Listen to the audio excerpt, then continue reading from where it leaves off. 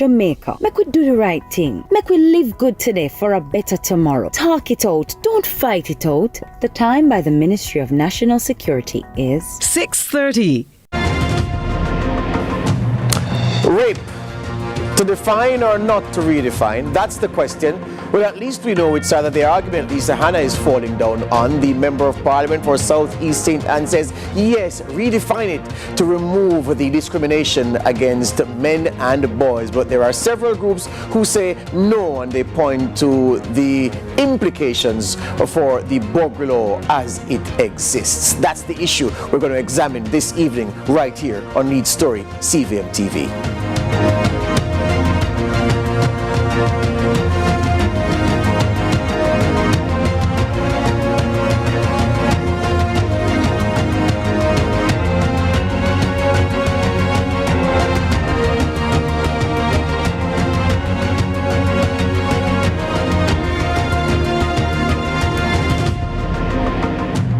Welcome to a Lead Story here on CVM TV. So the issue of redefining rape. Now, in case you've not been in the loop, you may wonder, well, what the fuss is about. Well, there was a private member's motion tabled in the House of Representatives, and, well, Lisa Hanna spoke to it at the last sitting of the House of Representatives, and she believes that there is a necessary redefinition that ought to attend to the matter of rape, because she says, as things stand, the punishment for the same kind of assault that a man and a boy would suffer, that if a woman suffered the same abuse and it was called rape, the punishment would be more severe.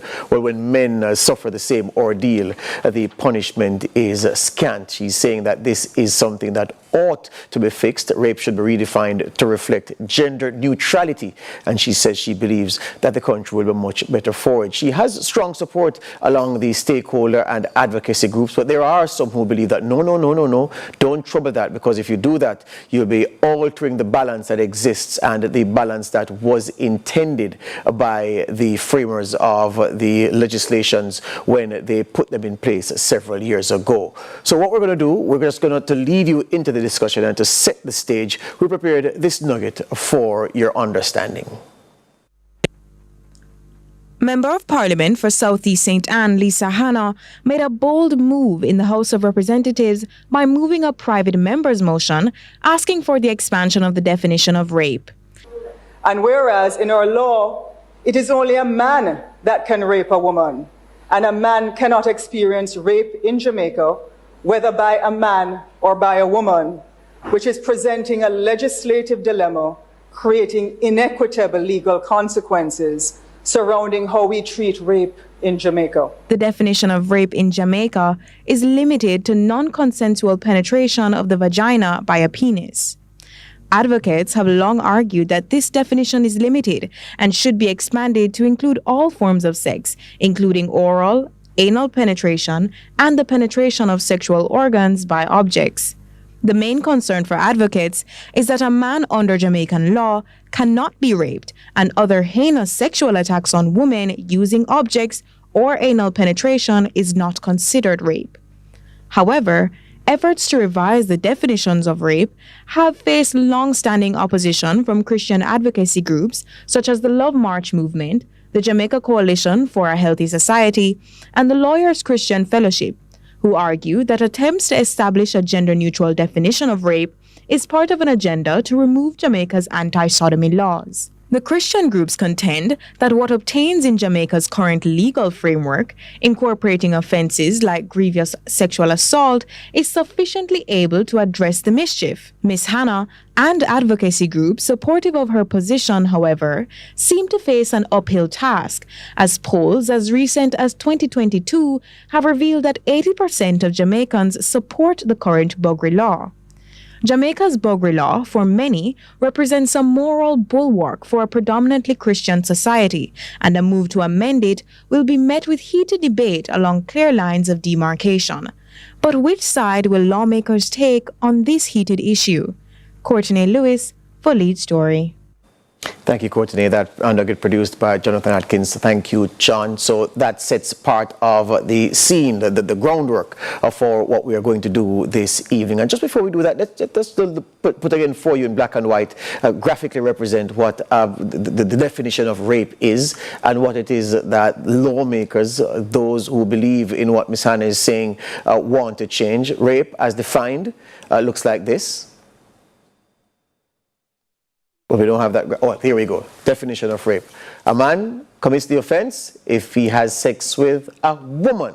Yeah, that's what the definition of rape is. And then it goes into the conditions: without the woman's consent, knowing the woman does not consent, or recklessly not caring whether the woman consents or not.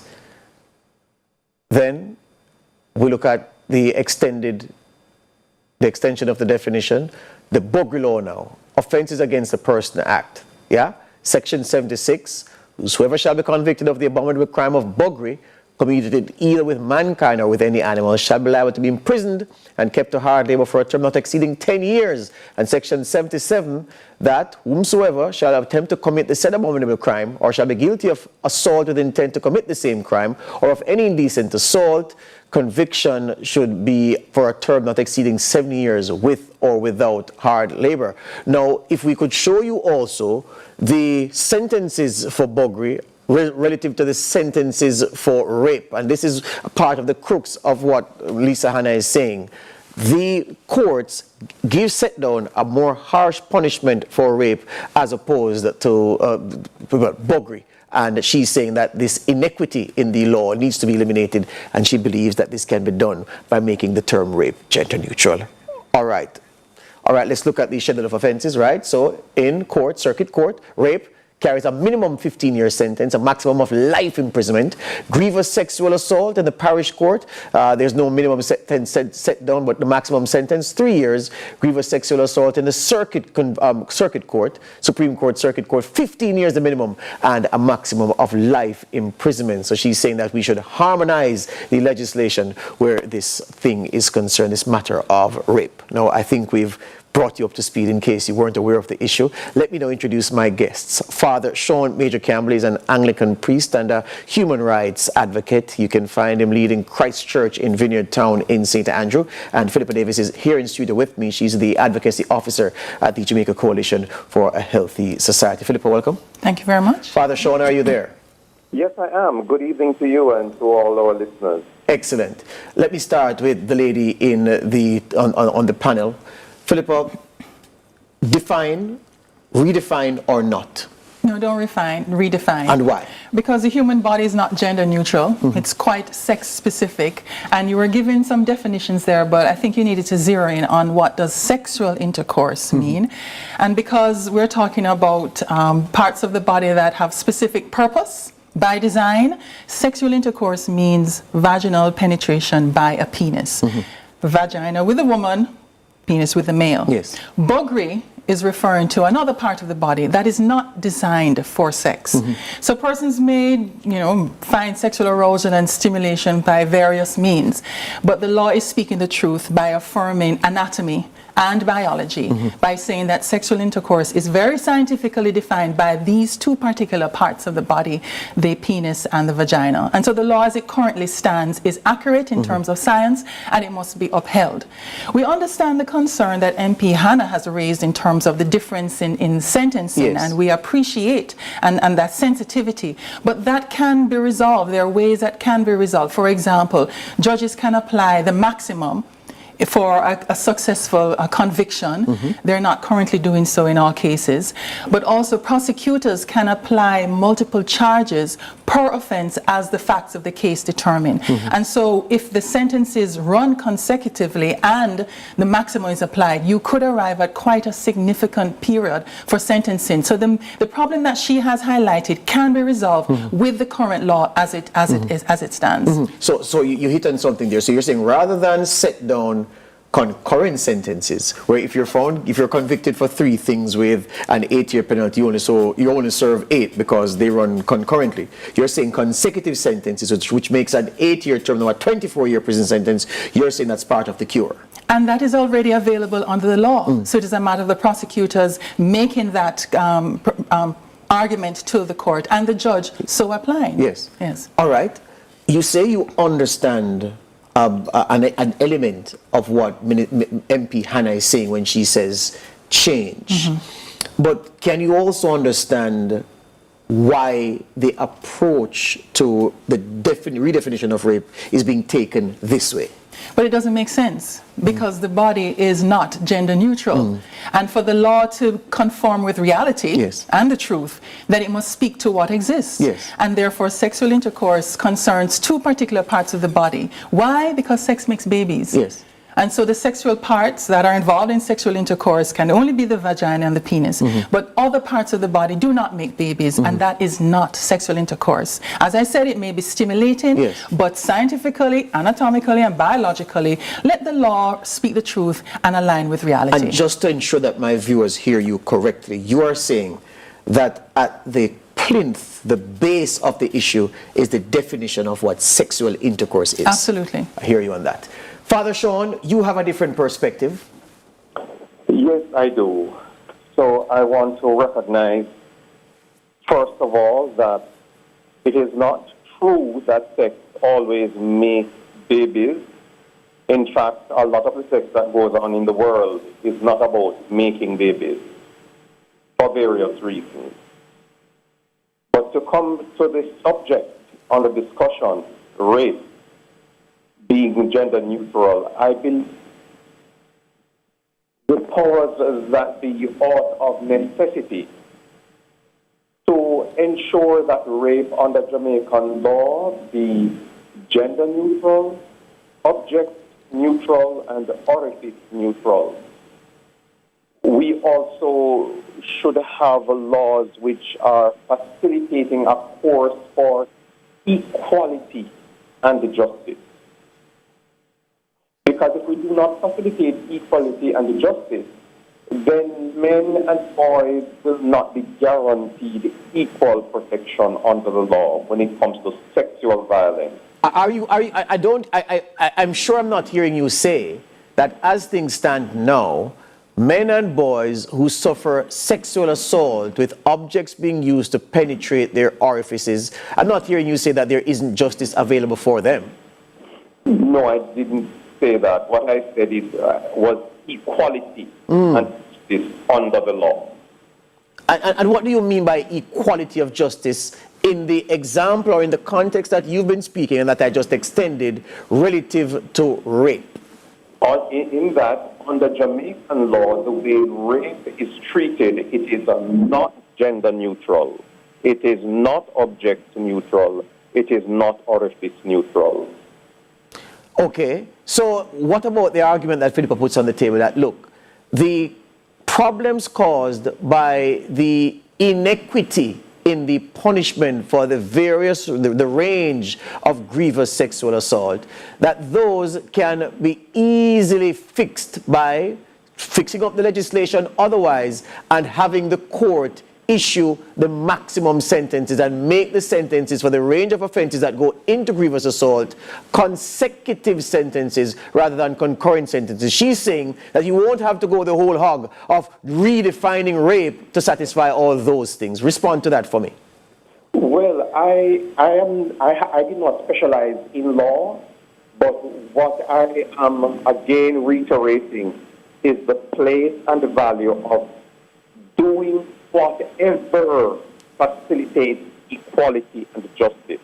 Remembering that a part why we have this confusion right now is because the powers that be are having to be trying to see how they can appease these different interest groups, which are not necessarily about equality and justice, but really about protecting a particular doctrinal position, a particular political position, and not in the interest of compassion, care, equality, and guaranteeing equal protection under the law. Father Sean, that sounded like Chinese. Are you really saying that because people don't want anything done to the buggery law, that's why they're holding on to the status quo? Is that what you're saying? I did not know we were talking about the buggery law. Yes. So I was not speaking about the buggery law. I was speaking about rape being gender neutral. Yes. Suffice to say that we also know that the buggery law is an outdated one, and keeping it does not protect anyone in particular. I hear you on that. We were going to... I hear you on that. I'll pick that up after this break. This is Lead Story here on CVM TV.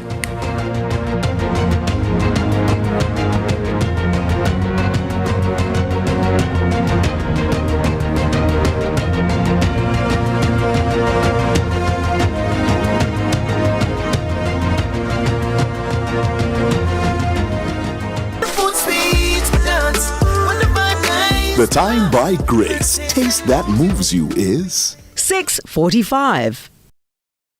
That's me in the schoolyard. I'm a father who consider myself very active in my youth them life. And no, son, I might have you this. Yeah, load that one. Oh, you did a bat. One daughter, one grandson. I'm not bad, safe. At the British in a aim. We don't have 200,000 years to take up spend per one south. But me had that with my 6 people them from the village. Exactly. She was my twin. She is the one I am now. I know you lost a child. Right, my first child. Wow. One of the lowest point for sure. I call him right now, I have to tell him I love him. I mean, I tell him I love him. I feel one joy when I never yet feel myself. Him say I feel fans them and my fans them. Yeah, fans them. The youth them I live for. Anything I'm gonna do, I feel them.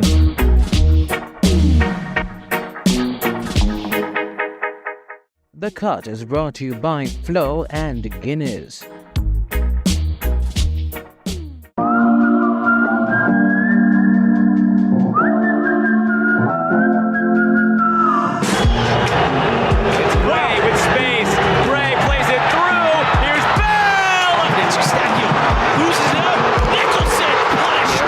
Chance here from outside!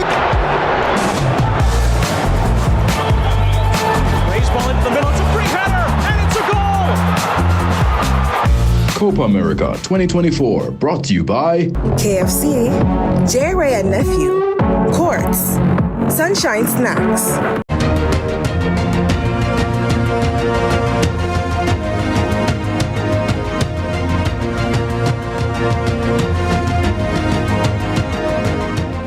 Welcome back to Lead Story here. We're talking about the redefinition of rape consequent upon the private member's motion tabled in the House of Representatives by the Member of Parliament for South East St. Anne, Lisa Hanna. It's not a new idea. For several years now, various advocacy groups have been calling for this change to be made in the same way that various advocacy groups have been telling legislators to resist this entreaty to make this definition change. I'm having this discussion this evening with Anglican priest. He's also a human rights advocate. He's a director of Jamaicans for Justice, Father Sean Major Campbell, and the advocacy officer for the Jamaica Society for Jamaica Coalition for a Healthy Society. There you go, JCHS, Philippa Davis. Here's the thing though, Father Sean, and this is what I was asking you before the break.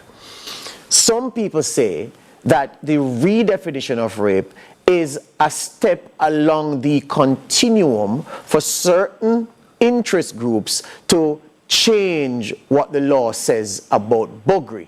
And that's why they hold hard and fast that this redefinition should not happen. I ask you if you believe that argument and if you believe that there is a route to that change by virtue of holding on hard and fast to rape as it is defined. A route to that change? Yes, sir. Say that again, I didn't hear that clearly. Right. People are saying that, look, yes, if we make rape gender neutral, it will open the door for those who would have the buggery law changed to take a massive step in that direction. Therefore, we want to entertain no such redefinition of the term rape because we don't think that the buggery law should be interfered with. It is in the country's best interest. So I'm asking you if your perspective is in any way shaped by that argument. No.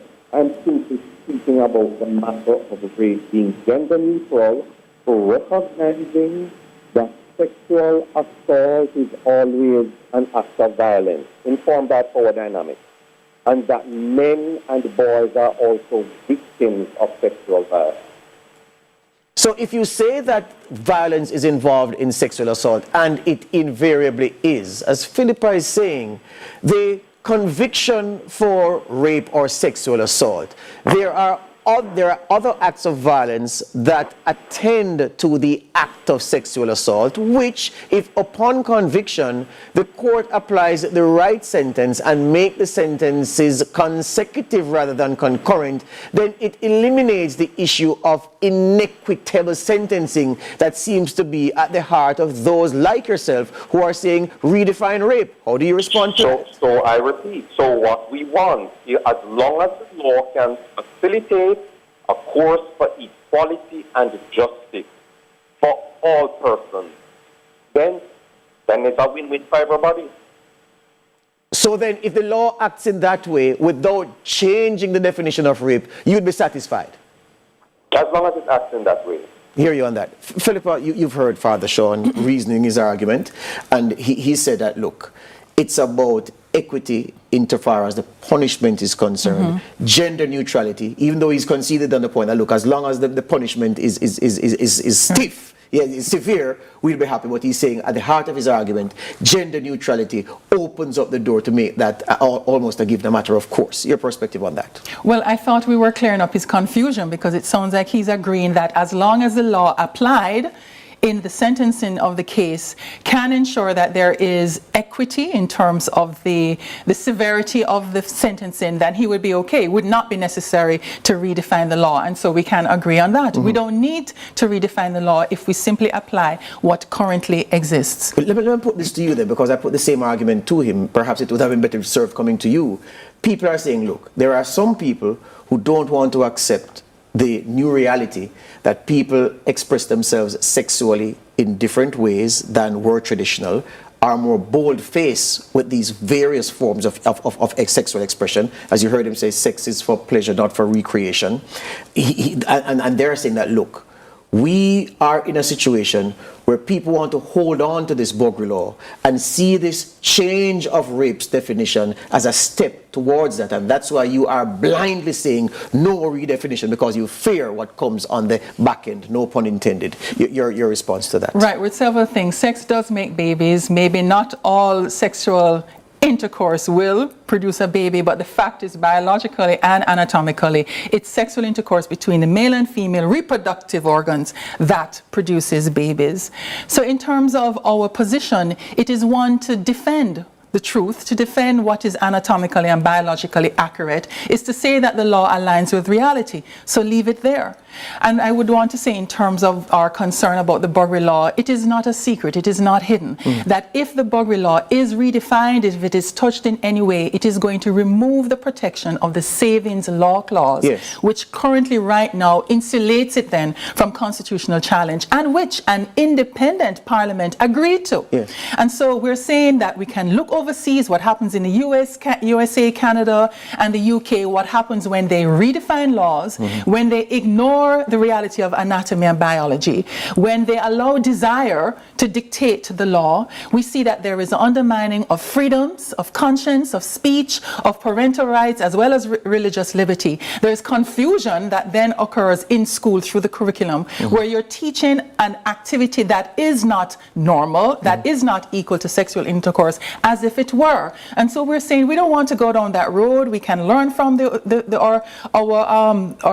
what is happening overseas, and we can ensure that we keep the law aligned with reality and also preserve the buggery law, because we see what happens when that law is changed. Father Sean, Philippa Davis is saying redefining rape would authenticate, would sanitize, would welcome then, would give the green light to what she's calling abnormal sex. Your perspective? Abnormal sexual behavior. Abnormal sexual behavior. She's here to speak for herself. Abnormal sexual behavior.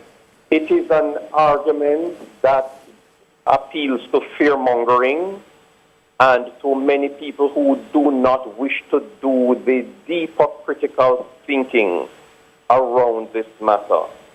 Recognizing, for example, that most of the buggery, whether in the wider world or in just here with Jamaica alone, is actually taking place in a heterosexual context. The buggery is also, which is against the law, is not being effectively policed.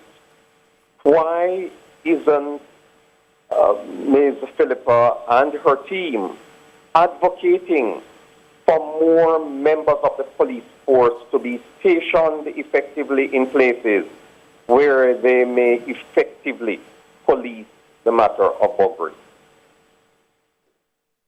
It's a question for you. Yes, you should. It's a question for you. Right, certainly. And we are not going to be in person's bedroom.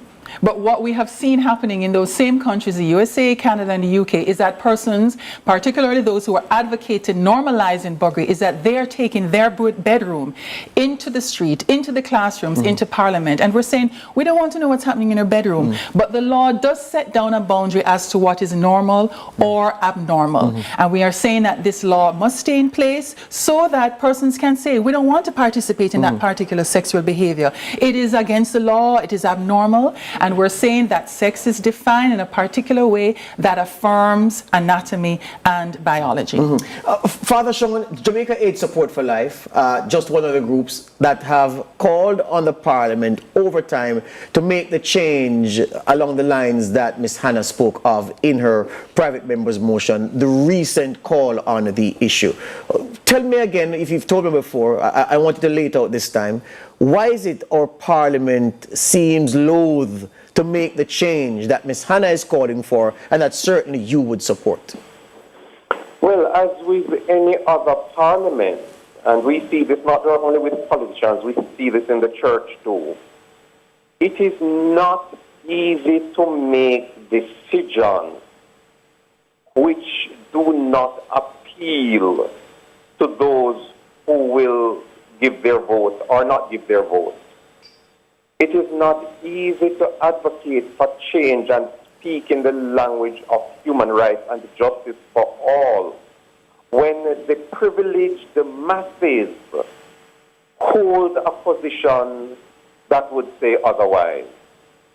So, I understand the difficulty. There are politicians, there are pastors, high-ranking church leaders who will actually say one thing behind closed doors, but in public they will not say it because it's difficult to face a public that has not been empowered with education. And that's part of what we need to be doing, educating our people about what human sexuality is and how people are different and how we all don't think the same way, love the same way, express our sexuality the same way. These are facts of life, and interestingly, so many of Jamaica's children are rushing to go and live in contexts which are way ahead of us. Yeah. Even in terms of gender-neutral laws. Hear you on that, Philippa. I have 30 seconds. Let me give you two quick fire questions, though. One, are you confident that in a referendum, Jamaicans would say no to changing the buggery law?